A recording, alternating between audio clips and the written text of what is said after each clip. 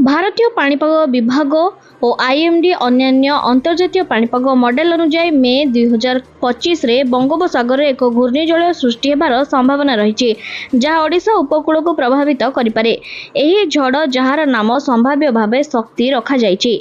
मे 23 रु 28 तारिख मध्य ओडिशा पश्चिमबंग एवं बांग्लादेश खुलना और चट्टग्राम अंचल को प्रभावित करिवार आशंका रही।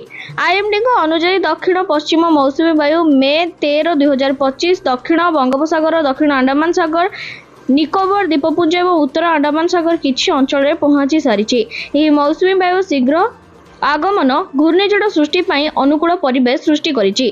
ओडिशा रे मे मास ऐतिहासिक भाव में घूर्णिझड़ प्रसिद्ध कारण यही समय समुद्र पृष्ठर उष्णता एवं बाती शीतलता झड़ सृष्टि अनुकूल रही है। पूर्व घूर्णिझड़ जेपरी फनी 2019, आम्पान 2020 एवं यास 2021 रे विनाशकारी भाव ओडिशार उपकूलवासी मन में एवं तेज रही। पाणीपाग विशेषज्ञ मतरे